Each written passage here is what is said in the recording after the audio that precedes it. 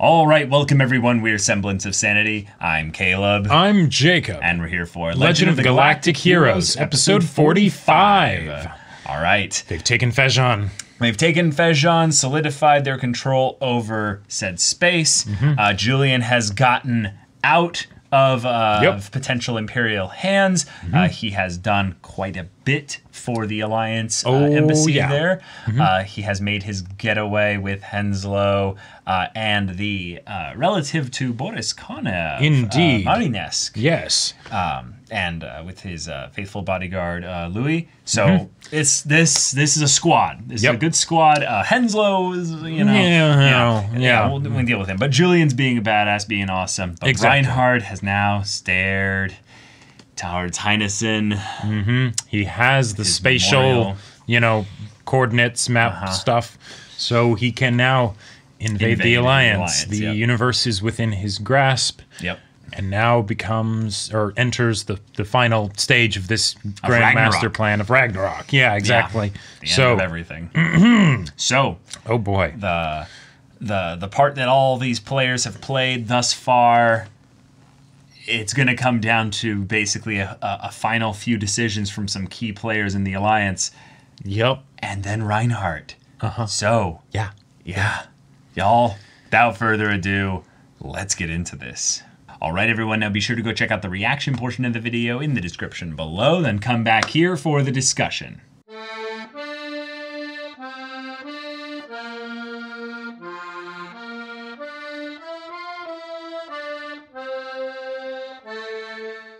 All right, guys, we have the Alliance's battle plans set up. We have the players that are of import in this encounter with the Empire for the Alliance side detailed out. We are also seeing men dropping like flies, maybe not just of actual legitimate like stress attacks leading to heart attacks and stuff, although I could very much see that happening. But at the very least, with some of the people in the new old Empire, well, they called in sick.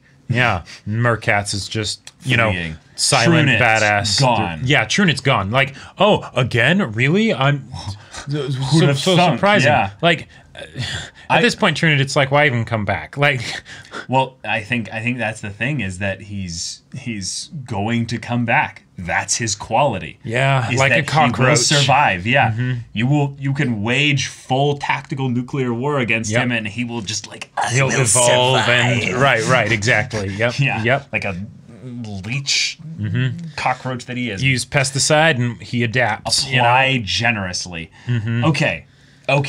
I gotta say, the MVP of this episode is Chung Woo Chang. The breadinator. Yes, the breadinator. Like he just rolls up in there. He bred the room and he dishes up some serious breakfast. He doesn't worry about buttering them up, you know? Like He just tears right into them. No impasta syndrome here at all. Just absolutely. I'm deviating. I'm going full carbohydrate here. He rises to the occasion. He's stuffed and filled with all the good stuff. So now we have ourselves. He may be a crusty old man. No, he's not crusty. No, he aged pretty well. This guy eats well. He makes his own food. All right, so guys. Well, our jokes may be a bit steamed over and, a bit, overdone. A bit stale. Yeah, a bit stale, if you will. This guy came in with fresh, I mean, steaming. Real, just delightfully refreshing insight in the way that this war will end. Because in some ways, even with Yang in there, the Alliance will fall. It's just whether or not they'll fall entirely. Right. Because what'll probably happen is that Heinessen will be taken.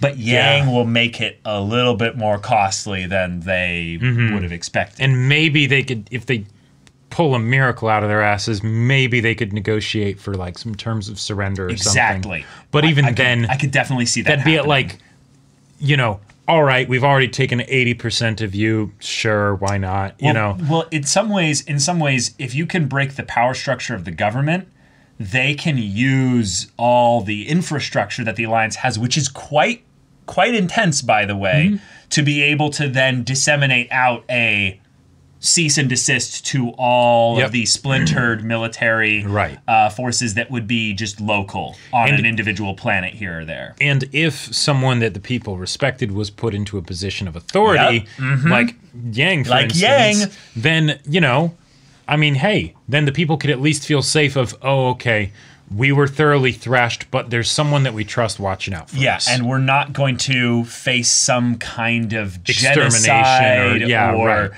any kind of, you know, crazy political upheaval to the point where we are no longer able to, you know, just go about our daily lives with some level of, you know, security in mind. Hell, they might even realize that their daily life almost improves a little bit, maybe once the war's over. That's possible. What I see being a real serious thing, though, that Reinhardt needs to make sure that he does properly here is that once he owns the universe, you know, once he defeats the Alliance, if he's able to maintain his vision, if you will, for what this new galaxy will be looking like, he needs to delegate properly, and he needs to make sure that that gets out of his hands quickly. There's going to be a lot of problems that will come up on his side of things if he wins without having a good set of people that he can then put into positions where they will be able to have success in the longevity sense. And Reinhardt has always been very good with delegation, so hopefully that's not something to worry about.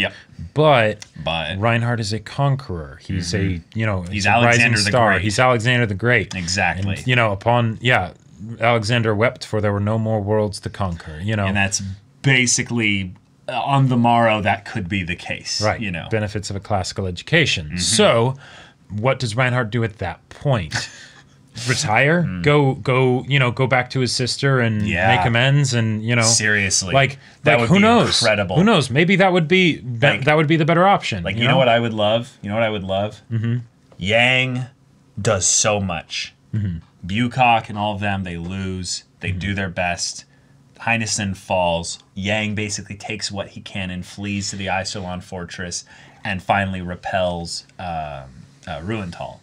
And it's just a thing of where they basically go, you don't hold any strategic advantage, and there's no real reason to siege you yet, so we're going to spend all our time subjugating the Alliance planets individually, take it really simple, and then we time skip.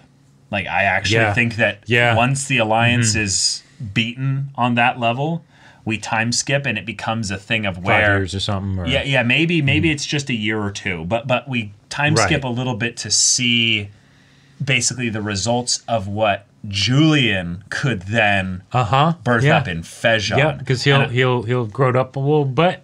Right, and I really feel like what'll happen is that the story will shift to the corridors, because you could then have basically the opposite kind of ends of the galaxy, if you will, that are kind of the lanes, then being these key points where the Empire because if there's free trade going through there, like... Right. But then the Empire will essentially have that thing of, is it too big? Is it too big? Do we need to have our fleets in every section of the galaxy constantly? Or do we need to then start shifting it more and more into the Alliance for the purpose of, you know... I don't know. Domesticating them. And then maybe something could pop up in Fejon that just, you know, would be, like, able to... Because I'm looking at this show, and it's 110 episodes long, and I'm like... This is, 45. It's like, what? Hold on. Like, does this just turn into Star Trek, where now it's, all right, we have the universe, now it's explore strange new, you know, civilizations. Yeah, I don't think that's going to happen. Me neither. But I could see a thing of where it becomes an issue of, well, what do you do, Reinhardt, once you win? You have to do your part in ruling them, but... Can you actually do that? Right. And I think that if Yang isn't beaten, which I don't think he will be here, but he doesn't necessarily defeat the Empire, what kind of war would that be? Right. Like, that doesn't feel like a war Yang would want to fight in. That feels like one where he'd be like, why am I here? You know? Yeah. Like the whole guts, you know, yeah. Why are any of us here? Why are any of us here? You know? Yeah. Well, yes, meaning of life. By guts, yes. I feel like in Yang's case, because he's so against war, if he's given the opportunity for it to stop, he will. He'll take that out. He will in some ways probably take away maybe other people's vote on that and in that bit just a little bit. If he's like the last remaining big admiral and stuff, where he's all like, oh, Trunit's gone? I guess I have to represent the Alliance in this surrender thing. Oh, that could be how he and Reinhardt meet. Yeah, that could be. Okay, yeah. Is that it's a thing of where it's like, okay, we're going to do this on this moon's like station or something like that, some kind of neutral, you know, place or what have you. And then he takes the ship out from like Iserlon or something like that, and you know, meets there, and it's like, oh, is this a trap? Is this, you know, whatever? But it's like, no. If he's actually offering peace, then okay, yeah. But that's the other thing. Reinhardt could have it be a thing of where it's like, no, I want everything. And Yang's like, I just want peace. Let's be practical here. Well, right. And it's a thing of where, like, at that point, I could see something happening where it's like, well, okay, what do you mean when you want to, like, you have everything, but what do you do with it? You know, like, because Yang's already entertained the idea of swapping over to the Alliance, you know. What I personally would love to see is something where peace is the one thing that Reinhardt can't conquer, kind of, without Kierheis and everything. Sure. And in some ways, he ends up turning to Yang, trying to have Yang become like a second Kierheis, you know? That could be interesting. And then I feel like that's Julian's role, though. Maybe. I'm sorry. Julian would eventually be something like that. That would be cool. But Julian, I keep Julian's forgetting. end game. Yeah, I keep forgetting. Julian is so separate from everything right now. Like, I want Julian to eventually like get in with the Empire and stuff like that. Same. But no, if anything, it's what's her name? Mariendorf. Yeah. Right. She would be basically the equivalent of that. Yeah. Okay. But with this episode specifically, we got to see basically everyone freaking out. Yeah, how people respond to the situation. It is quite a big issue here. We did get to see Bucock having the reiteration of the Alliance basically being unworthy of surviving if it's not able to hold to its democratic ideals. Yep. Which it's like, okay, then it has to pass on. It was interesting to see that Paeta, the guy who was return. Yang's ex commanding officer in the movies and stuff, would have been leading the fleet. But then I believe they said that he no, that was the general chief of staff. Okay, right. Gotcha. Yeah. Okay, so no, that I was concerned for a second that it was that guy almost immediately having that issue there. But it was weird because then when they had the meeting here, Paeta's there. Yeah, he is there. Okay. Yeah. Okay, gotcha. So he is giving a little bit of shade towards Yang, but it's like he is fighting the enemy as so long. It's not a situation where he can move freely. And it's like, no, don't. Yeah. Don't doubt him so much. Yeah. The idea that this guy who was previously Yang's commanding officer is now seeing that Yang is important enough that he's more important than Iserlon Fortress. Yeah. He is literally our best hope in that regard. Yeah. So, all right. I loved Yang's little salty thing of, wait, you're making me work above my pay grade. Yeah. I should get promoted for this. How many pensions can I get per ship? Oh, yeah. Like, what can I add to my pension? You know, right. You better like keep a tally or something there. Like that's something I want to have happen. Where Frederica's like, by the way, we're at 9,000 ships at this point. Oh, good. I mean, shit. Yeah. Oh, damn. Oh, yeah, right. Celebrating the deaths of about 1 million people. Right. That's a little weird. Yeah. Okay. Continue. We have the one Alliance guy. Too long of a name. Yeah. Too long of a name. And then we jumped around to a bunch of characters, kind of getting prepped for everything there. It was so cool to see Sidolet being a bee taker. Yeah. Bee caretaker and just doing, just doing home life, living a peaceful life. Yep. Yeah. But But yeah, the Alliance fleet has been deployed. Bucock is the fleet admiral. That's right. And the battleship there. It's going to be Bucock versus Mittermeier. I am here for it. Bucock, I just want you to know that you're appreciated and we care about you. And even if this is the end for you, yeah, well done, good sir. Yeah. They literally also have a plan in place. This is the last thing I wanted to bring up. The Empire has a plan in place specifically for when they go after their supply lines. I called it the twin-headed serpent, I believe, tactic. Yep. And they didn't really say what it would do. Right. But so what that is you basically put the letter Y, the capital Y. That's what I figured it was. And that's what it's going to look like. So one of the things that's terrifying about that is that basically those heads can fully rotate independently of each other. Sure, to close in on whatever you need. Right. So what that means is that if you engage at front, you get enveloped into the middle and you're trapped. Right. If you can engage on the sides, then they just, and they fold just adjust. Yeah. So what that means in some ways is that Bucock needs to be willing to retreat with nothing gained from it. Yeah. Because surviving is victory. Surviving is a victory, but they also have a little bit of time on their side here. Because they are able to sortie the entire fleet right now, at the very least, since they're probably... I'm not sure, because this is something I keep having to just kind of assume certain things with regards to Legend of the Galactic Heroes. The universe of Legend of the Galactic Heroes is what I meant to say. Right. Is that when they are going into faster than light speed and stuff, they're still able to be engaged when they're not moving at faster than light speed. Because they're not going to go at non-FTL speed all the way to the Alliance. That's right, exactly. That's too slow.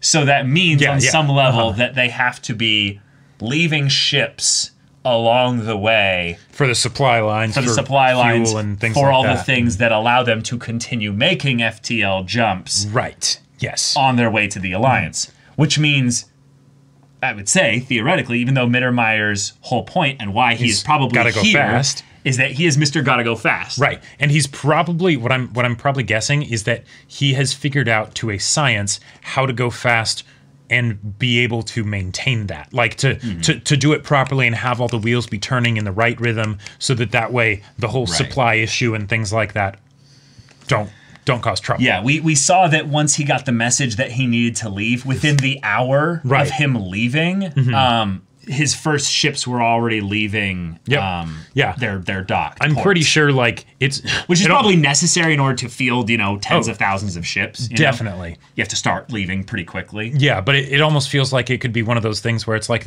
all right, in this branch of the, Empire military, we pride ourselves on being fast. So, all right, people. Sounds like the FedEx guy from freaking Castaway. Yes, exactly. Time is money. Time is money. So what it is it's not that Mittermeier's fast.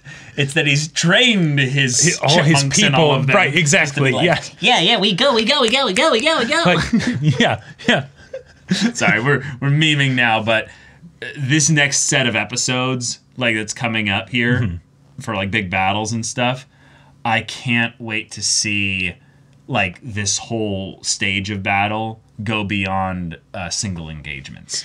Because if Bucock has all that experience, and they did tout it as he's a practical museum of military expertise. That's a great way to say it. He should know very quickly when he's engaging on uneven footing. Right, you don't get to be that old by being Bucocky, Wow. That was what I would have never come up with. But here we are. It's the end of the Alliance. So, y'all, thank you so much for watching this episode's reaction and discussion. If you want to see the next episode's reaction and discussion right now, though, go check out the link in the description below for our Patreon. You can get on early access there. You can watch full-length timer reactions there. And all this comes with Discord access, so you can chat with us and the community there about this show, about anime in general. And you can also talk with Jacob about the sci-fi novel that he wrote. That's right. Wrote a sci-fi novel called Battle Lines. If you're interested in checking out this sci-fi story that I wrote, it's on Amazon. The link's in the description. Go check it out. Yeah, so if any of that interests you, we'll see you there. But until then, we're Semblance of Sanity. I'm Caleb. I'm Jacob. And we'll see you all next time.